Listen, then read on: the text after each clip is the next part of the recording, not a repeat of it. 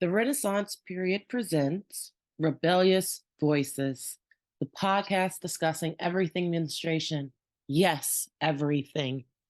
We'll meet at the intersection of arts, literature, advocacy, policy, and most importantly, community. Um, I'm Brunei Deneumostier. I'm an artist, but also a content creator. And I was born in Peru, but I grew up all over the world, moving a lot. Now I'm in Amsterdam, and I'm currently working on a series on the menstrual cycle featuring different menstruators. Uh, could you give me an overview of how you arrived to your work as an artist? Obviously there is the applied and the theoretical. There is studying art, but then there is also coming into yourself as an artist. And Yeah, for sure. so, It definitely, it has been a journey in and of itself. I went to college for visual media art production, and I think I honestly chose that degree because it was the only thing that I knew I liked. So I was like, okay, let's just go for it, fuck it. And I think it took a long time for me to kind of realize or like allow myself to believe that I could be an artist and that I could make art and that people would want to see my work. I'm still working on that, of course. It's really such a process, but I think I'm definitely further in that journey than I was 4 years ago. yeah.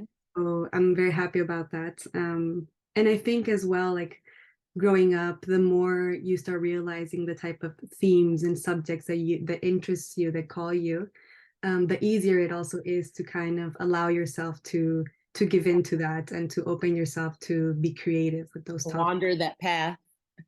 Exactly. So, explain. You gave a bit of detail on your life in terms of how you grew up in those experiences. How did you come to be as a menstruating person, and what were your experiences like being a resident of the world, so to speak? Yeah. Um, well, it's interesting because well, when I first got my period, I was living in Angola with my family.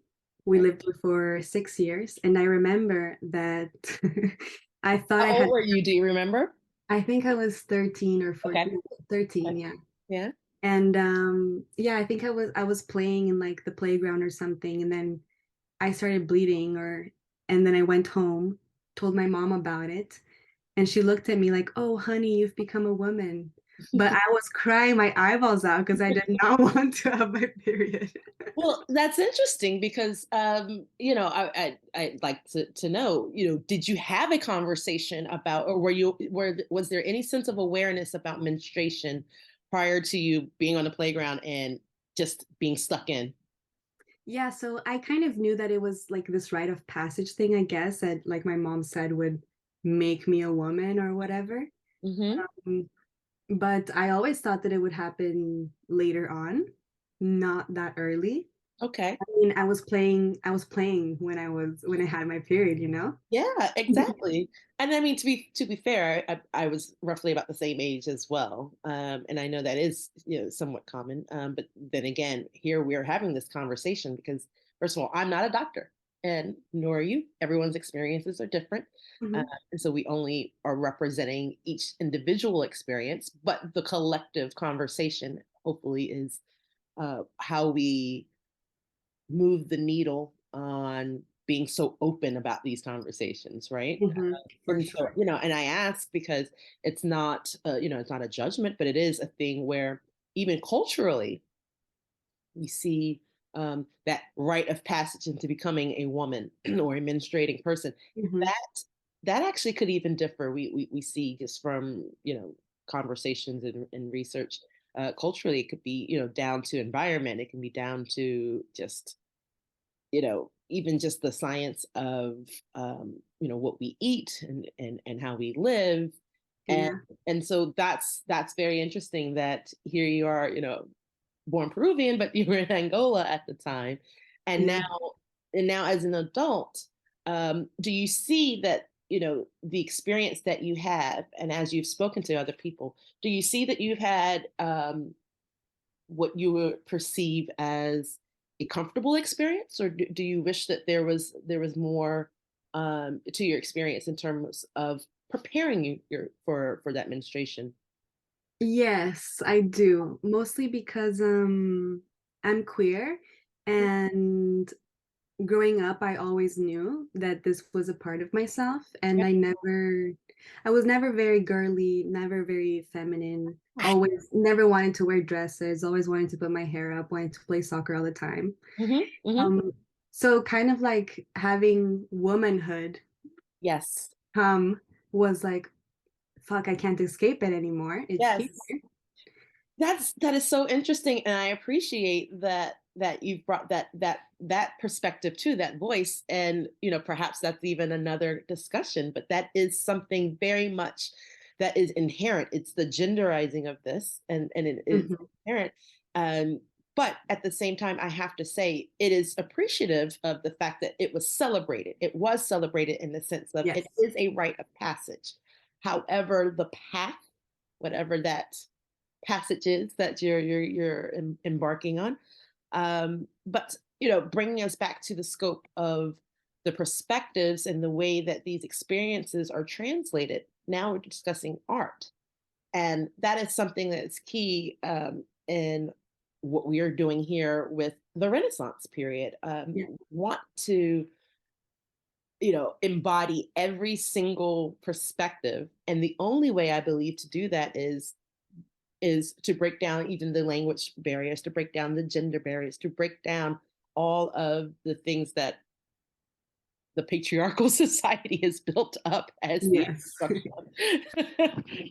These things that were built up in these infrastructures that, I mean, coming down to how we viewed menstruation in adverts. That is something that, we discussed in some other conversations, Yeah. bringing it forward, just the way it's presented. So let me ask you, how was your experience in relation to with your family in terms of the males and the view of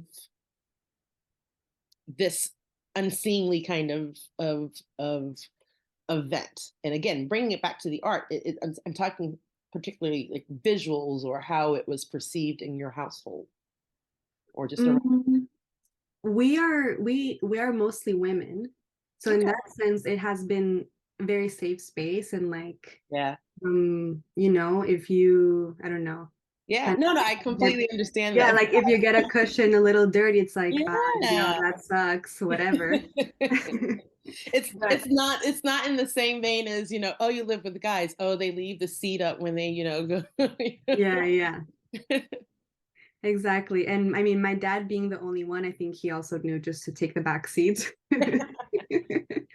But, and that's a topic that we actually, kind of use the phrase, we can't remove men from menstruation. It does have to be involved. I mean, they need to be an involved party, For sure. um, as we look at this, as we want to move forward and have equity and have autonomy in how we bleed and how we live as we bleed and how we work as we bleed and play as we Absolutely. bleed.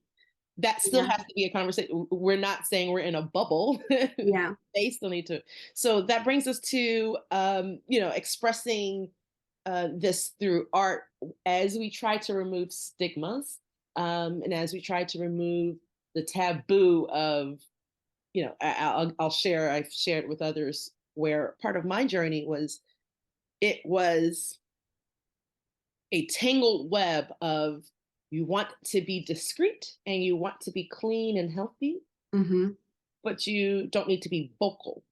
And that is what's scary about menstruation for Yeah. a young female, to be told to be quiet about Absolutely. it, and to be quiet amongst your male those in your life, your family members, or those that Mhm.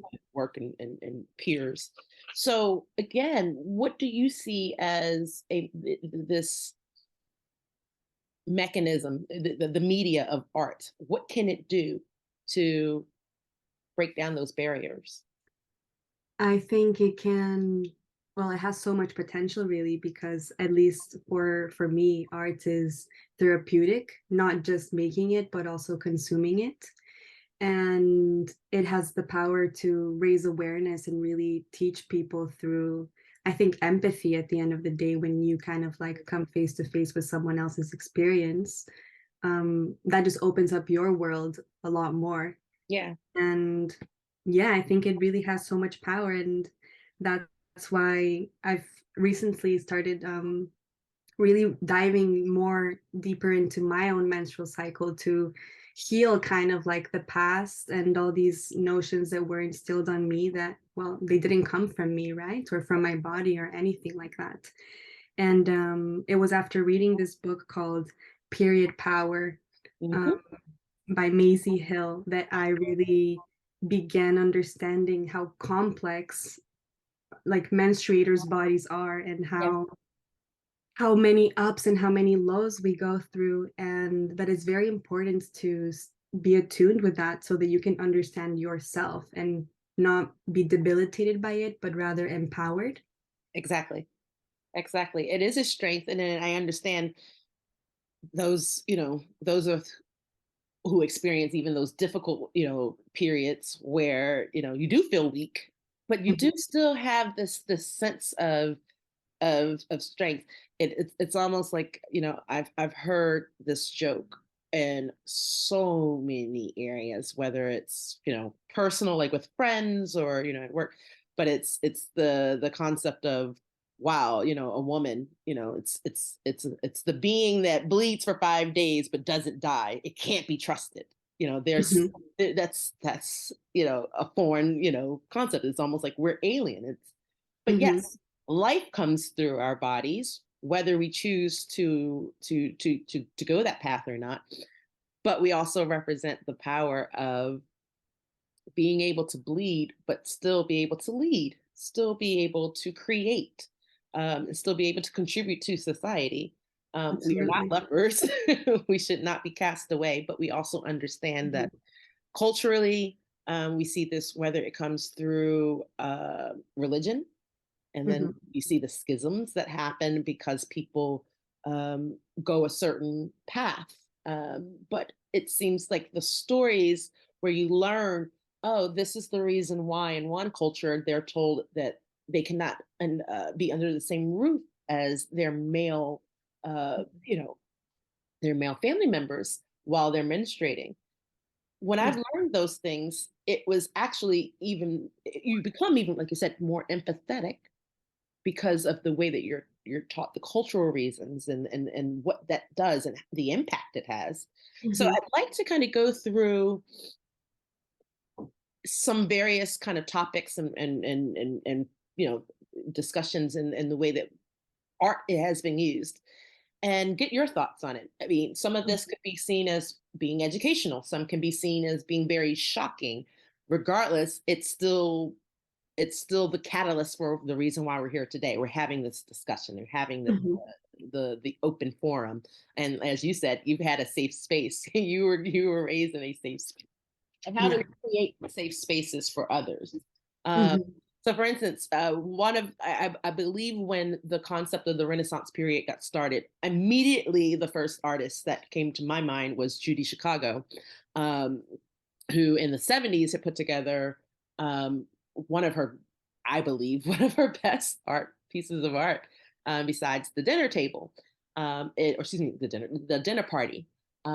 It was a piece on menstruation, and it's called Menstruation Bathroom.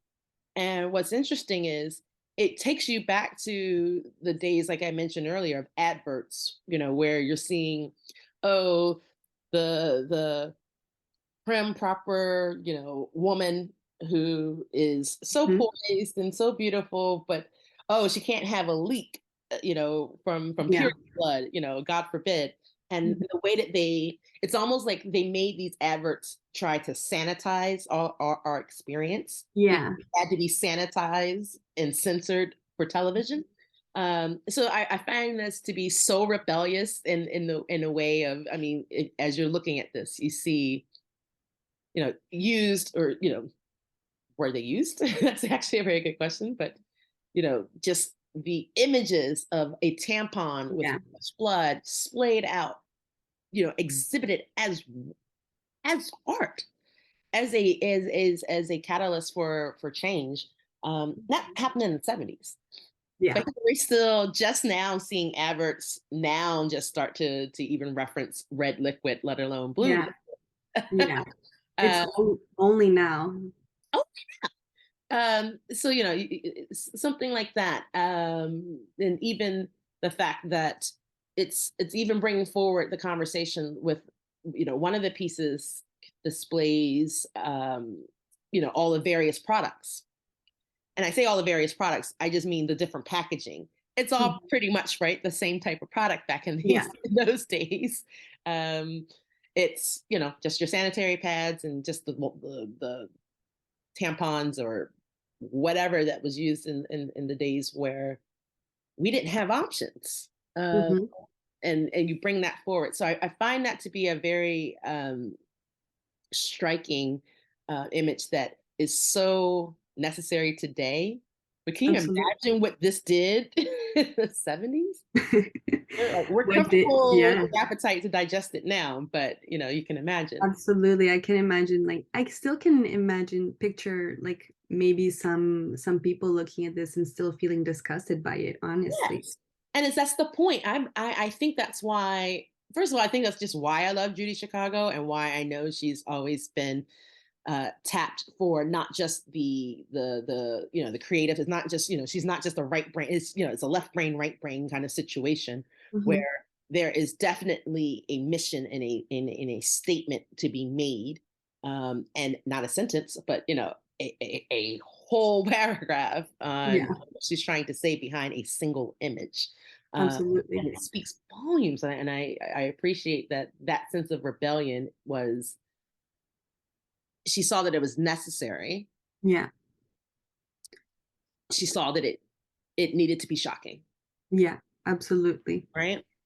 And this, I mean, there's a saying, like, people in the past walked so we could run. Yes. This is definitely one of those examples, but, I mean, she looked like she was running already with She this was piece. running. She was running. And Yep. and, and it's, yeah, it's just that embodiment. But that takes us to some of these other artists. Now, here's where I think it could get, where it's, you're trying to be shocking, but are you trying to be shocking just for the point of that? There's Mhm. of course the sense of, you hear the jokes, and I find myself now when I watch anything, any program, you're finding yourself when you hear a menstruation joke, you kind of, Mhm. you set it aside because you're thinking, wow, that's just, they're so cavalier about how, how jokes can be made, and that's what Mhm. becomes this, systemic issue, right? Yeah. But when the conversation is paused and it presented in this such shocking manner, are you actually reaching the person for the mission? Are we Yeah. reaching people to say, look, we're, this is, so there are the artists, such as Anish Kapoor, um, Mhm. who is a man who chose to paint in a medium of expressing, periods, and Mhm. what that looks like. um, Yeah. and then there's, of course, the women that paint with their own blood. My uh, sister has done that actually. wow, I would love to, I'd love to see that work, and I'd love to hear that process, because you know again, you're that's so personal, it's so intimate, but it's still art. Absolutely. Absolutely. And I think in a way it's a way of connecting, I mean, with yourself too, because it's such a meditative process too, at least this piece that we're looking at, like a Yeah. mandala made of period blood. It's it's truly a meditation, and I do feel like in a way it helps us get to know ourselves so much more. Mm, mhm. Also, like, just allowing us not to feel disgusted with ourselves. That That's is healing. that is it. I mean, there's no other way that we have that feeling other than, like I said, this inherent, patriarchal bullshit that we've been fed. And we can't even blame our immediate, like we can't blame our mothers because they too had that cloud over in their generation. It goes back so Absolutely. far, but that's what it. There's so much work to undo here. It's almost like, yeah, I believe that pushing these images might make people clam up and go, huddle a little bit more Mhm, and rebuke everything that we're trying to say. mhm. um, but at the same time, what mission are you with your work? What's the manifesto is the best word to say. What is your mission behind the work that you're doing? um, I think ultimately is to get people to understand their own cycle because okay. we all, I mean, as menstruators, we all share the same cycle, but it's very different experiences. Yes. Also, because it's such an emotional experience, too. Yeah. Yeah. Um, how you feel when you're ovulating versus how you feel when you're about to get your period. Exactly. It's very different. And for everyone, it's very different too. And a lot of that's going on in your life also comes through, like manifested in your emotions, in your in physical symptoms, and how you feel. And I just really want people to see that they can as well connect with that part of themselves and heal through it as well. Exactly. And I appreciate that you're taking an intimate personal experience and then repurposing it for a broader audience, Yeah. knowing that it's an individual experience, but you can kind of put together enough experiences and that make Hmm. together a, Exactly. a cohesive kind of a view on, like I said, there is power in this. This is something that is natural. There is nothing that's dirty about this. But I believe, where I would say, to your mission, ours is very similar in that it is about representing the individual experiences, but collectively, it's about the entire globe. It's about changing everyone's minds.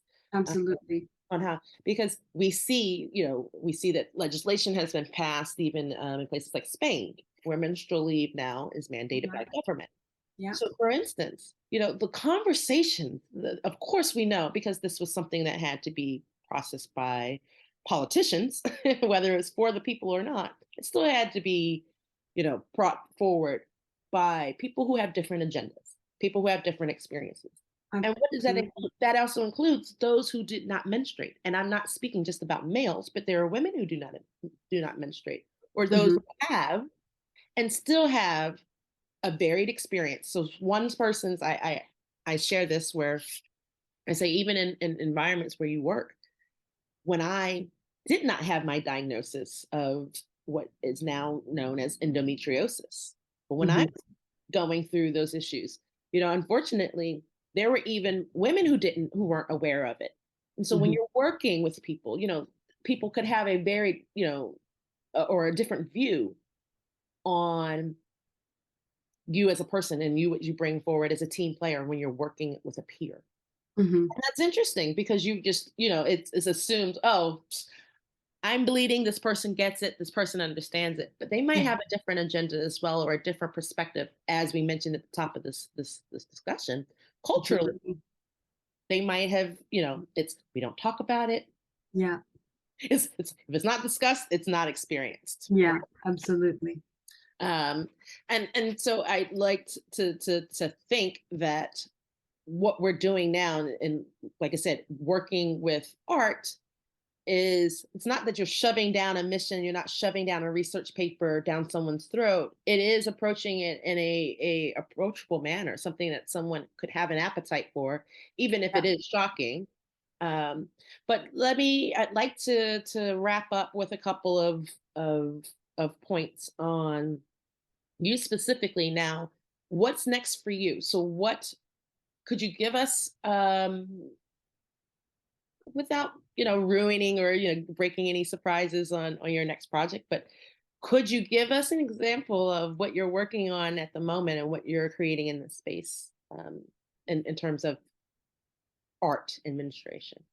For sure. So right now I'm still continuing my series on documenting different menstruators during their different parts of their cycle. And I started doing this with the women who are closest to me. But the more that we have these conversations in this safe space that they have allowed me into, the more I realize that there are really so many perspectives, and I want to tap into all of those. So I would like to make the whole body of work much more inclusive and include trans and non-binary people in the work as well. Because I'm sure that's also we can there's a lot that we can learn from that as well. Exactly. And Exactly. I'd like to also hopefully do an exhibition with this work and just have people come and have a look and kind of just give me feedback as well, because I think that's also a very important part on creating. Of course. And because that's what you're doing. You're creating, of course, for someone to enjoy, but you are creating because you are leaving something behind. Hmm. And what you leave behind could be very much, like I said, a contribution to the rest of society. Hmm. And so I find that interesting that of all the things you could have chosen, you've chosen menstruation, and it's not limiting at all, is it? No, I bet. I bet someone could just, I'm sure there could be thoughts of, wow, okay, it's just about blood, or but there's so many ways that I'm sure you can take that, like you said, from no, truly, it's opened up my whole world just to, and it all started with one book. It's crazy how the power of that like is one book really. that is that is how it generally happens. I mean, it takes, like, a seed or an acorn, and then the next thing you know, you have a Yeah, forest. exactly. So we'd like to get people's opinion on how they attack their period. So, having that power, you also still have to be ready for battle, right? You still have to be prepared. So, tell us, how do you prepare yourself? I mean, knowing that you can expect what you expect, but there can always, it's a Yeah, mention. There's always going to be an unexpected, right? yeah. Tell us, how do you prepare for your cycle? What type of products do you lean on? Mhm. And we'll wrap up with some kind of creative elements to For sure. your period. So I start with canceling all my plans the week before. Yeah. I kind of need to let myself, unless it's like someone that I feel very comfortable with, like my partner or a very good friend, I don't really like to make a lot of plans. I prefer kind of like saving that energy for myself. Okay. I start I do some strength training because for me at least, the couple of days before my period, I feel the strongest. Wow. Uh-huh. Love And that. Yeah. so when so once my period comes, I start doing a lot of yoga. So it kind of switches into just stretching and opening and just letting the flow go. Yeah. But yeah, I honestly just like to rest and just take it easy and not be hard on myself because my body's going through a lot in that moment. Exactly. I sincerely love hearing the strength, like how and you lit up when you said it too. Like, Mhm. I feel like you become a superhero. Is that what happens? Yeah, I mean, to be fair, I've been training to try and do chin-ups, and it has been happening that the days before my period, I'm Yeah. able to do more than I expected. I find that, and again, this is what we're talking. This is why we're having this discussion. Is, Mhm. everybody's experiences. Someone else could feel at their weakest, which is Yeah. that's where I raise my hand. That's where I'm pounding spinach and beetroot, Mhm. in preparation of the iron loss, because I can, you feel that, oh, your body's about to, Mhm. you know. But I love that there's a strength, and that's something that we want to embody here with the Renaissance period is finding those sweet spots. It's not all doom and gloom. It is No, finding for those sure. tiny little glimmers of whatever it represents. And it doesn't just necessarily represent, oh, I'm a woman, but it just whatever it represents is this powerful being. It's Yeah. this energy. So taking us from the physical to the creative, kind of what do you use as like your powerful song? And now I'm picturing a superhero, by the way. Brunei is Well, a superhero. So what's a song? What's a powerful song or something that gets you through that week, or a playlist that gets you through that week? well, to be fair, recently I've been very into SZA, and Going to see her on the 1st of June. Here. oh, that's amazing. That's amazing.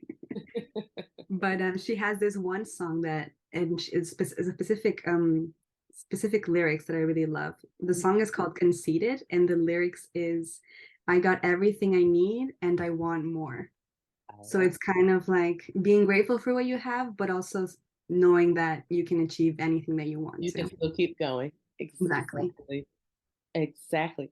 Well, Renee, thank you so much. This has been a discussion that, when you talk about art, everyone receives art differently, right?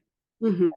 There's no, everyone can say, oh, we all love this particular piece or we all love this artist, but it still is going to speak to people differently. And this is something that we are so, um, just I say enthused, but Mhm. also, a little apprehensive about putting this out there. Yeah. And we thank you for your time, and thank you for your presentation as well, and what you're working on. And Thank you. yeah, and we hope that we will be seeing your work sometime very soon. Absolutely. Thank you so much for providing me this space. Yeah, great. Thank you so much. Thank Liked what you heard? Want to find out more? Or do you just want to throw your radical thoughts into a safe space? Well, here's how you can find these rebellious voices.